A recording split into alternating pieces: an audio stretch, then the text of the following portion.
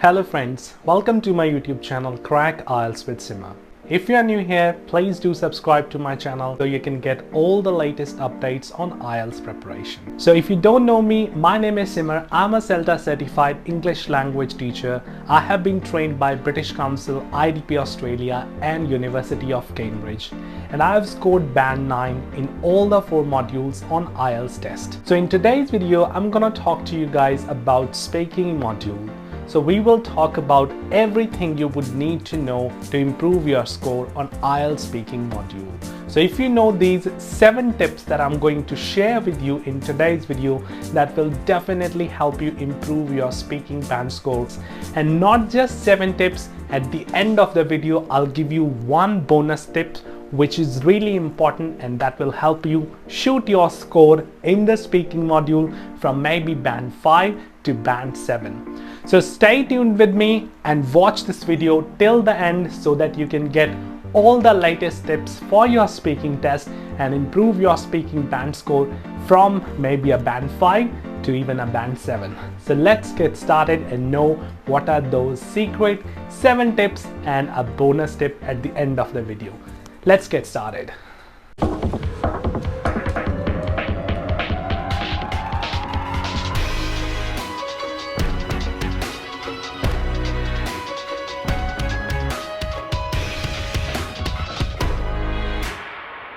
Alright, so here are the 7 speaking tips, and these speaking tips, as I said, are gonna work like magic. So your band score is gonna shoot up from a band 5 to band 7 or from band 6 to band 8 if you follow these tips by heart. So these are really important. So I'm gonna discuss with you one by one and give you some of the most secret tips that will help you to boost your score in your speaking module. So let's get started. So let's look at the first tip. So first thing says, talk at length, do not hesitate. So it's really important in your speaking test that you talk everything at length. So if the examiner, for example, asking you a simple question, do you like chocolates? So you shouldn't be just telling the examiner, yes, I do, or no, I don't. That's not an interesting answer, and the examiner might feel like you're not interested in talking to them. So my advice for you guys would be to talk as much as possible. So say, yes, I do like chocolates. I like milk chocolates and I like dark chocolates. Whenever I get an opportunity in a day to eat a chocolate or 2, I always take that opportunity and love these chocolates. Or maybe, no, I don't like chocolates. I remember from my childhood, my parents have always stopped me from eating the chocolates, and I think they are not very good for the health. I know they are mood lifters, but I don't like them a lot. So no, I don't eat chocolates. So this is the kind of answer that the examiner would be expecting from you. Now, so some of you might be thinking, Simmer, you have good English, that's why you're talking at length. I cannot talk at length and I don't have content to talk. Look guys, you don't need to have content in English to talk. As long as you have courage to talk anything, feel free to talk about that. So for example, talk about simple things. Yes, I like chocolates. I like milk chocolate. I like dark chocolate. I like to eat chocolates every day. So when I go to market, I buy myself a chocolate. Simple things like that. So you just don't have to hesitate. And this is what IELTS criteria also says, do not hesitate to talk. So simple सी बात ये है, जब आप speaking test दे रहे हैं, आप hesitate मत होइए. जितना लेंथ पे आप बोल सकते हैं, talk at length. And there can be occasions that the examiner might interrupt you while you're talking, and that is completely fine. आपने ये चीज़ नहीं सोचती कि मुझे examiner ने interrupt किया है, maybe I wasn't talking well, that's why I have got interrupted. It's completely fine if you're getting interrupted by the examiner while you're talking. This means the examiner has got the enough language from you, जितना वो आपसे जानना चाहते थे उन्होंने आपसे उतनी enough language मिल गई है, इसीलिए उन्होंने आपको इंटरप्ट किया है। They want you to keep going with the next question, इसीलिए उन्होंने आपको इंटरप्ट किया। तो ये था आपका IELTS का first speaking golden tip, which says talk at length and do not hesitate. So let's look at the second important tip in IELTS speaking test. So second important speaking tip is use some natural fillers. So natural fillers. So सबसे पहले बात करते हैं क्या होते हैं ये natural fillers. तो कभी भी आप किसी से हिंदी में या पंजाबी में बात करते हैं या अपनी लोकल लैंग्वेज में बात करते हैं, क्या आपके पास हमेशा उस बात का जवाब होता है? तो मैं तो ये जवाब दूंगा कि नहीं जी, मेरे पास तो हमेशा आंसर नहीं होता। तो कई बार ये होता है कि कई बार किसी ने मुझसे कोई क्वेश्चन पूछा तो मुझे उस क्वेश्चन को सोचने के लिए थोड़ा सा टाइम तो चाहिए होता है। तो मे बी जितना टाइम मैं सोच रहा हूँ मैं बोल देता हूँ कि तुम्हारा सवाल तो बहुत डिफ़िकल्ट है भाई, मुझे अच्छे से नहीं पता कि इसका मैंने कैसे जवाब देना है, पर मुझे लगता है कि अगर मुझे इसका जवाब देना हो तो मैं इसका जवाब ऐसे दूंगा। तो आप यही सेम चीज़ अप्लाई कर सकते हैं अपने IELTS स्पीकिंग टेस्ट में। So what you could do is you could simply say something when you are talking, so something like, this is an interesting question, this is a good question, I think I would need some time to think over it, and it gives you few seconds to think। और examiner को इस बात का पता भी नहीं चलेगा कि आप जो टाइम ले रहे हो उस टाइम पे आप अपनी इंफॉर्मेशन प्रोसेस कर रहे हो, आप आइडियाज गैदर कर रहे हो। It's completely fine to have the pauses like I'm not sure about it, let me think about it, what I can say, I'm not sure, well, I think so। So कुछ natural fillers जो आप use कर सकते हैं मैं आपको बता देता हूँ। तो you can say I think, you can say well, you can say let me think, or you can say this is an interesting question।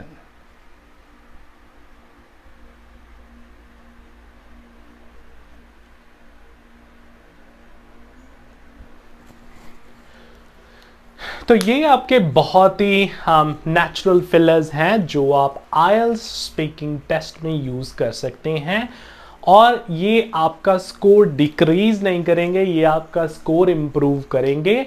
बहुत सारे ट्रेनर्स या फ्रेंड्स से आपने ये बात सुनी होगी कि तुम पॉजेस लेते हो, तुम वेल करते हो, और इससे अरे ये स्कोर्स को डिक्रीज नहीं करते, ये स्कोर को इम्प्रूव करते हैं। And I am telling this from my experience. I have personally got a band score of 9 in all the 4 modules, and I always use such fillers in my speaking test, and they're completely fine. I have never been penalized for using these fillers in the real exam, which means you can definitely use these fillers in your speaking test. So please follow the simple tip, which is using some natural fillers. तो ये था आपका golden tip number 2। तो अभी बात करते हैं golden tip number 3। तो do not sound like a robot, do articulate and gesticulate. तो कितने ऐसे लोग हैं जो बात करना चाहते हैं किसी ऐसे इंसान से जिससे आप बात कर रहे हो, और बात करते हुए दूसरे बंदे में इमोशंस या फीलिंग्स ही नहीं है। आपको लगेगा कि इससे बात करने का कोई फ़ायदा ही नहीं है क्योंकि इसके अंदर कोई फीलिंग्स या इमोशंस ही नहीं है। आप हंसी वाली बात बता रहे हो और वो हंस भी नहीं रहा, आप उसके पास कुछ अपने गमी वाली बात शेयर कर रहे हो और उसका कोई रिस्पॉन्स ही नहीं आ रहा। तो एक रोबोट से बात करना किसी को भी अच्छा नहीं लगता। So do not sound like a robot, have some feelings, have some emotion. So अगर एग्जामिनर आपसे क्वेश्चन पूछ रहा है, do you like football? I love football. I like playing football in the evening. I think I used to like football as a child and I have always played football for years. तो आप उसको ऐसे बोलो कि examiner को वो चीज़ feel हो जाए कि हाँ इसको फीलिंग है, जो ये बोल रहा है, जो बोल रहा है वो रियल है। और आपकी स्पीकिंग में कुछ अप्स एंड डाउन्स होने चाहिए। I always tell it to my students, speaking is a very musical language. एक बहुत ही म्यूजिकल लैंग्वेज है, इसमें अप्स एंड डाउन्स होते हैं। अगर आप रोबोट की तरह स्पीकिंग बोलोगे तो आपके स्पीकिंग मॉड्यूल में कभी भी अच्छा बैंड स्कोर नहीं आएगा। I can bet on that. तो अगर आप स्पीकिंग टेस्ट में बात कर रहे हो, फॉर एग्जाम्पल आपको एग्जामिनर ने क्वेश्चन पूछा है, do you like to study in the morning और इन द इवनिंग, और आप जवाब दे रहे हो I like to study in the morning because it is good time and I feel fresh in the morning. Oh my God, examiner will be like, oh come on, I'm talking to a human being, I'm not talking to a machine. So you should have some feelings, you should have some emotions, talk like a normal human being, have some emotions. I think I'll prefer to study in the morning. I feel fresh in the morning, and also I think there's more concentration that a person could have in the morning than in the evening. That's why I always have scheduled something in the morning to study or to read. So this is how I'm gonna respond to that question. So always have some ups and downs, have some word stress, have some sentence stress. और अभी कुछ लोग जो आप सुन रहे होंगे ये बात को पहली बार, वर्ड स्ट्रेस, सेंटेंस स्ट्रेस, तो आपको इस बारे में कोई ज़्यादा सोचने की ज़रूरत नहीं है कि ये क्या होता है। बट सिंपल सी लैंग्वेज में आपको ये बता देता हूँ कि ये आपकी प्रोनंसिएशन के फीचर्स होते हैं, जिनके बेसिस पे आपका जो स्पीकिंग की प्रोनंसिएशन है वो असेस की जाती है। अभी एक्सेंट और प्रोनंसिएशन को मिक्स नहीं करना है, मैं बात कर रहा हूं आपकी प्रोनंसिएशन की। तो प्रोनंसिएशन के ये सब फीचर्स हैं, word stress, sentence stress and intonation. Intonation का मतलब होता है कि आप जब बोलते हैं तो आपकी स्पीकिंग की जो टोन है वो कभी बढ़ रही है, कभी डिक्रीज हो रही है, इंक्रीज हो रही है, तो ये तो है आपकी इंटोनेशन। और सेंटेंस स्ट्रेस का मतलब है कि आप कोई भी सेंटेंस बोल रहे हो तो उसमें कुछ वर्ड्स को आपने स्ट्रेस दिया है। For example, this is an interesting topic, तो मैंने इंटरेस्टिंग टॉपिक को मैंने कैसे स्ट्रेस किया है, तो ये मेरा था सेंटेंस स्ट्रेस। इसी तरह वर्ड स्ट्रेस होता है, हमारे वर्ड में कुछ सिलेबल्स होते हैं, जैसे इंटरेस्टिंग, तो इंटरेस्टिंग, तो मैंने रेस्टिंग पे ऊपर जो स्ट्रेस किया है, जो आपका वर्ड स्ट्रेस है। तो इसी तरह आपने अपनी स्पीकिंग में ध्यान रखना है कि आप कौन से वर्ड पे स्ट्रेस दे रहे हो और कौन से टोन यूज कर रहे हो जब आप बोल रहे हो। तो ये बहुत इंपॉर्टेंट है आपके स्पीकिंग टेस्ट में, to sound like a normal human being. Listen to more and more native English language speakers so that you can sound like them. आपको उनकी तरह gesticulate, articulate और feel करना आ जाए so that you can learn how to talk like a native English language speaker. तो ये था आपका speaking का golden tip number 3. Do not sound like a robot, articulate and gesticulate. तो अगला tip, speaking tip number 4, use contractions. I can not stress this enough कि कितना important है स्पीकिंग टेस्ट में आपको कॉन्ट्रैक्शंस यूज करना। Use contractions as much as you can. So what are these contractions? So let me give you some of the contractions. So contractions are, so for example, I am, I will, they are, it has, I would,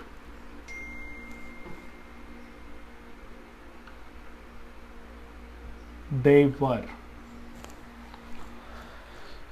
तो ये होती हैं आपकी सारी contractions जो आप speaking test में use करेंगे। तो कभी भी आप बात कर रहे हैं स्पीकिंग में तो you won't say I am, you'll से I am. You won't say I will, you'll से आई इल। You won't say they are, you'll से दे आर। सो जो आपकी ये कॉन्ट्रैक्शन होती है ये they are really important. So for example, when I'm talking, I'm not saying I am talking, I'll say, so I'm not saying I will say, I'll say. So ये जो contractions होती हैं स्पीकिंग टेस्ट में वो बहुत important होती हैं.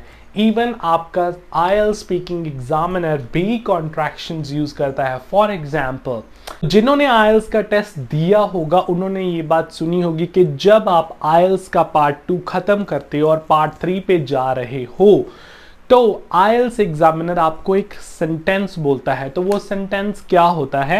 आई am gonna repeat that sentence.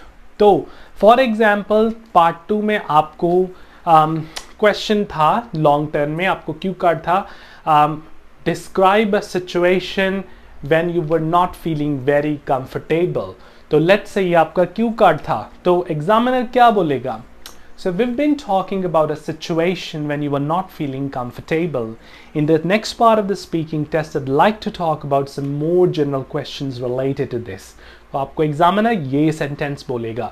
तो अभी आपने क्लियरली नोटिस किया होगा कि मैंने बोला we've been talking. So मैंने ये नहीं बोला we have been talking. So मैंने बोला we've been talking about a situation in which you felt uncomfortable. तो फिर मैंने बोला now I'd like to. तो मैंने I would like to नहीं बोला, मैंने बोला I'd like to. तो I'd and we've been.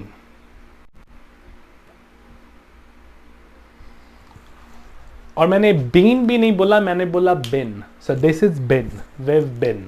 तो ये छोटी छोटी चीजें होती हैं जो IELTS में बहुत इंपॉर्टेंट होती हैं. Use contractions. ये स्पीकिंग का ही एक नेचुरल रूल है कि जब आप बोलोगे तो आपको कॉन्ट्रैक्शंस यूज करनी होगी, because contractions are the natural part of speaking. So if you don't use the contractions your speaking is not natural. So I would highly encourage you to use the contractions in your speaking test.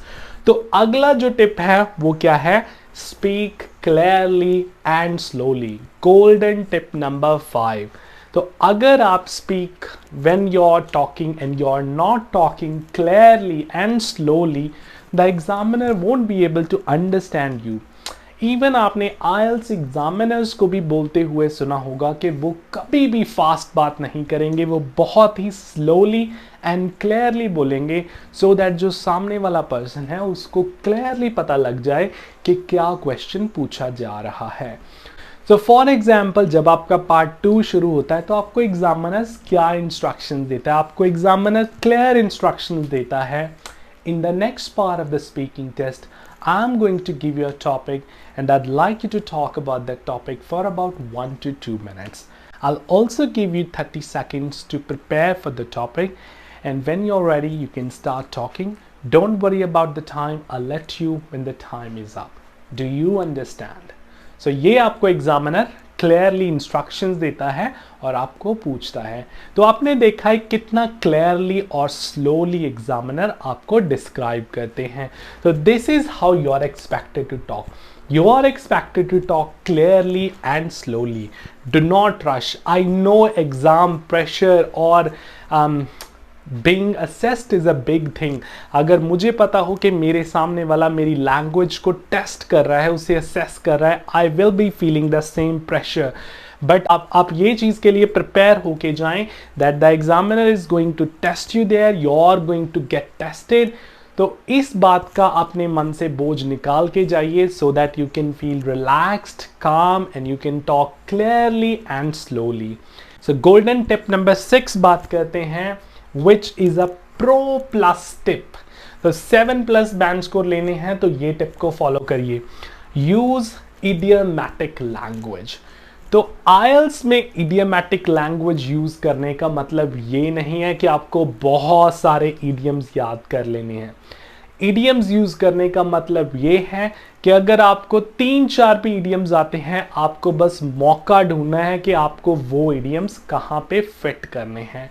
तो example देता हूं आपको ऐसी ही idiomatic language की जिसको आप कभी भी किसी भी स्पीकिंग टेस्ट में फिट कर सकते हैं. तो पहली idiomatic लैंग्वेज जो मैं आपको बताने जा रहा हूं वो है ओवर द मून. तो ओवर द मून का मतलब क्या होता है? बहुत खुश होना. तो IELTS के स्पीकिंग टेस्ट में कहीं ना कहीं आपको ये चीज़ ज़रूर एक्सप्रेस करनी होगी कि मैं बहुत खुश था या मुझे बहुत खुशी हुई. तो यू कुड क्लियरली से I was over the moon. तो फॉर एग्जाम्पल आप बात कर रहे हैं, have you ever received gift? तो व्हाट वुड यू से? Well, I don't normally receive gifts, but I was over the moon when I was 6 years old and got a toy car gifted from my parents. So, over the moon, बहुत खुश होना आप clearly use कर सकते हो. It's a very easy idiom to be fitted or to be used in any kind of speaking test. और दूसरा idiom जो आप कहीं भी use कर सकते हैं, that is piece of cake. तो पीस ऑफ केक का मतलब होता है कि कोई काम आसान होना. तो कोई भी चीज़ अगर करने के लिए बहुत आसान है तो मैं बोलूँगा piece of cake, a piece of cake. So अगर कुछ आसान नहीं है मैं बोलूँगा not a piece of cake. तो कभी आपको एग्जामिनर फॉर एग्जाम्पल पूछता है, do you like gardening? Gardening is not a piece of cake and it is not something I would be interested in. So piece of cake कि कोई आसान चीज़ ना होना वो piece of cake होता है. तो ऐसे बहुत सारे idioms होते हैं जो आपको सिर्फ पता होना चाहिए कि आपने कहाँ पे वो फिट करने हैं. तो अगर आपको वो idioms आते हैं तो आपको अपने स्पीकिंग टेस्ट में कहीं पे भी फिट कर सकते हैं. तो ये था स्पीकिंग का गोल्डन टिप नंबर 6. तो अभी लास्ट टिप की बात करते हैं, यूज सेल्फ करेक्शन. अब कोई भी बंदा परफेक्ट तो नहीं होता, तो ऐसे तो नहीं हो सकता कि मैं कभी भी when I am talking I am not going to make any mistake in my speaking. So I am very positive that even a native English language speaker would be making some mistakes when they are talking. So as long as they know that they are making a mistake and they self-correcting them, it's completely fine. So as soon as you realize that you did something wrong, so as soon as you realize you made a mistake, you do self-correction. So आप self correction करें तभी उसी time पे, और अपना जो भी sentence आपने बोला है या जो भी वर्ड आपने गलत बोला है उसको आप करेक्ट कर लीजिए, which is really important tip जो आप अपने स्पीकिंग टेस्ट में यूज़ कर सकते हैं. तो रिवाइज करते हैं 7 स्पीकिंग के टिप्स जो हमने अभी पढ़े हैं. तो पहला टिप, टॉक एट लेंथ. जितना लेंथ पे बोल सकते हो बोलो. Do not hesitate, talk at length, give lengthy answers. That will definitely help you get a high score. Use some natural fillers. Do not rush to give the answer. So if you need some time, take some time to think. Use the natural filler. Say, well, I think, I believe, I think it's an interesting question, and things like that. Third, do not sound like a robot. कोई भी machine से बात नहीं करना चाहता. Sound like a normal human being. Do express, do feel, do articulate, do gesticulate. Do not sound like a robot. Do not sound like a machine. So next, use contraction. Contractions are very natural in English speaking. So when you're talking, always have contractions in your speech. The next, speak clearly and slowly. I always say even the IELTS examiners talk very slowly and clearly. So you would need to make sure when you talk clearly and slowly. So use idiomatic language. As I said, it's a pro tip. कोई भी 5-6 idioms याद कर लीजिए और उन idioms को कभी भी जब आपको लगे कि आप फिट कर सकते हैं, fit them into your speaking test. Your vocabulary score will increase to 7+ if you have good vocabulary on the top of using idioms. Use self-correction. As soon as you realize कि आपने कुछ गलती की है, तभी उसी टाइम पे अपनी गलती को सुधारें और जो आपको सही सेंटेंस या सही वर्ड लगता है उसको आप यूज करें. तो ये तो थे आपके 7 टिप्स स्पीकिंग के. Now I am gonna give you 1 bonus tip for the speaking test, which is the most important of all. It is not important what you say, but it is very important how you say. तो आप किसी चीज को कैसे बोल रहे हो, इसी के आपको मार्क्स मिलने हैं. आप क्या बोल रहे हो इसका कोई मतलब नहीं है. क्योंकि कंटेंट का स्पीकिंग में कोई स्कोर होता ही नहीं है। So you can speak completely off topic. अगर आपको आपका ट्रेनर कह रहा है कि आप ऑफ टॉपिक बोल रहे हो, तो इसका मतलब उनको पता ही नहीं है कि स्पीकिंग कैसे असेस होती है, क्योंकि स्पीकिंग में कोई ऑन टॉपिक या ऑफ टॉपिक होता ही नहीं है। So you can talk about what ever you want. आप जिस भी आप टॉपिक पे बोलना चाहते हो आप बोल सकते हो, एज लॉन्ग एज वो रिलेटेड है जो आपसे क्वेश्चन पूछा गया है। तो रियली इंपॉर्टेंट, उसको आप कैसे बोल रहे हो, क्लियरली बोल रहे हो, स्लोली बोल रहे हो, और आपकी जो लैंग्वेज है वो एग्जामिनर को और लिसनर को समझ आ रही है। तो ये तो थे हमारे स्पीकिंग के tips. So I am hoping कि आपको ये टिप्स जरूर हेल्प करेंगे in your speaking test to achieve a high score. So if you like my video, do subscribe to my channel and do not forget to like and comment on the video. अगर आपको कुछ भी अच्छा लगे video में, please share that on your page and share that with your friends so that this video can reach to as many people as possible. तो ये थे IELTS के authentic 7+1 bonus tip in your speaking test. और मिलते हैं एक another video में. Till then, enjoy learning language and take care of yourself. See ya.